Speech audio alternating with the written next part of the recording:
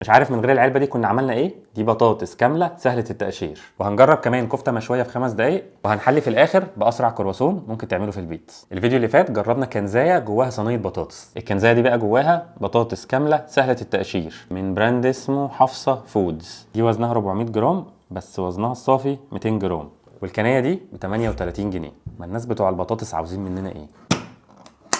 بطاطس صغيره خالص، بطاطس نونو قد البيضه تقريبا، شبه الزلابيه في نفسها شويه. كام بطاطسايه بقى؟ 7 بطاطسات تقريبا 200 جرام ب 38 جنيه. كده بصراحه ان هي سهله التقشير، ان انا لسه هقشرها، بس هم مسهلين عليك الموضوع كمان ومقشرينها لك. البطاطس الصغيره دي بتتاكل بطرق كتير جدا، بس كل الطرق بتخليك تهرسها. الشوكه بتتعوج. هي البطاطس دي اصلا مستويه ولا مش مستويه؟ لا مستوي، لان هي لو مش مستويه اكيد هيكتبوا على العلبه سويها. اللحمه مش بالغباء ده. لا مستويه، هي بس الطبقه اللي بره ناشفه كده سنه.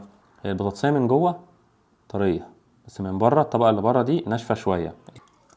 انا بصراحه كنت ناوي اهرسها واعملها بزيت وليمون، انا بحبها كده. فانتوا قولوا لي يعني بتحبوا البطاطس المسلوقه خصوصا الصغيره دي تتعمل ازاي؟ ممكن تتعمل ويدجز زيت وليمون، تحط عليها بيض، ليها طرق كتير جدا. فلو هلخص الكنزايه دي، هي عباره عن بطاطس مقشره. فلو سيادتك او معليكي ما بتحبيش تقشري البطاطس ممكن تشتري الكنزايه دي. دي كفته مشويه على الفحم بتتعمل في 5 دقائق من براند اسمه اوجريل. هتفتح الكيس وتحطها في الميكروويف وتاكلها فولي كوكد ولو فات. الكفته دي 500 جرام وسعرها 220 جنيه، كيلو ب 440. مش كاتبين اي حاجه غير انك هتسخنها جوه الكيس الحراري. هما 8 صوابع كفته بالشكل ده. شكلهم المبدئي بيقولوا ان هما فعلا كانوا مشويين على الفحم. خلينا نروح 5 دقايق في الميكرويف. طب يا جماعه، عشان الناس اللي بتتريق على الميكرويف بتاعي، مكتوب هنا مباشره من التجميد، ومكتوب ان الكيس الحراري يبقى مقفول، بس هما مش كاتبين 5 دقايق على درجه حراره كام. فانا عملتها على ميديوم هاي. احترنا نخرم الكيس ولا لا، بس الكيس كان هيفرقع في الميكرويف، فهو قعد تقريبا 4 دقايق والكيس سخن جدا.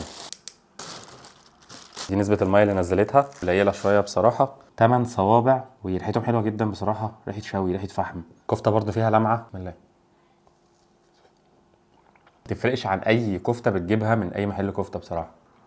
حلوة أوي، نسبة دهونها معقولة جدا. هي زايدة سنة عن اللحمة، بس هي الكفتة بتحتاج كده. حلوة أوي، ما فيهاش اي حاجه بتعض، ما فيهاش نسبه بصل زايده، اكنك جايب كفته من اي حاتي. والخرم ده تقريبا مطرح السيخ. ده شكل الكفته كده من جوه عشان كل حاجه تبقى قدامك. بس الفرق هنا انك ممكن تعملها في اي وقت تقريبا انت عايزه، الساعه 12 بالليل، 2 بالليل، انت مسافر مصيف، طالما عندك مايكرويف هتسخنها في 5 دقايق، عندك كفته مشويه، سندوتشاتك، طحينه، وظبط الدنيا. انا بصراحه كنت خايف منها، ما توقعتش ان هو يجيب طعم الفحم جواها، بس هو عارف ينفذ الفكره صح. ناس بتحب الكرواسون يبقى طازه. ده كرواسون من بيك ات هوم باي وندر. تقريبا وندر دي بتعمل شوكولاته ريدي ان مينيتس، مش كاتبين كام دقيقه. دول قطعتين، الساده دي ب 70 والشوكولاته ب 78. ميد ويز بيور باتر.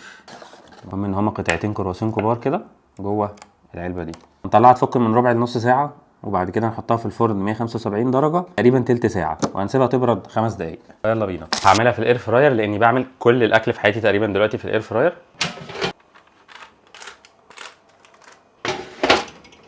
يس يا تخش. عرفت ازاي؟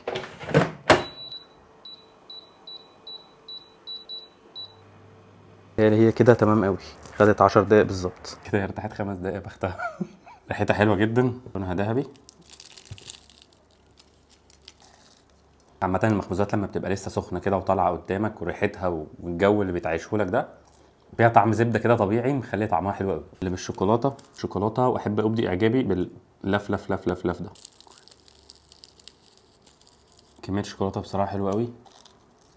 طعم الشوكولاته اللي جواها نضيف جدا، شوكولاته دارك. فيا ولد هذا انا شايفها حلوه لو انت عاوز تخبز في البيت ومش عاوز تخش في قصه ودوامه الدقيق والخميره وتستنى وبتاع والجو ده كله. هو بيقدم لك التجربه كلها 10 دقائق تبقى عندك سخنه. وبكده احنا جربنا النهارده كفته مشويه على الفحم في 5 دقائق، كرواسون بالشوكولاته جامد جدا، وحاولنا ناكل البطاطس بس ما ظبطتش قوي معانا. يا ريت لو بتعجبكم حلقات المنتجات سريعه التحضير دي تعملوا لايك وشير الفيديو عشان ده فعلا بيدعم الفيديو ان هو يتشاف. شكرا جدا ليكم، سلام.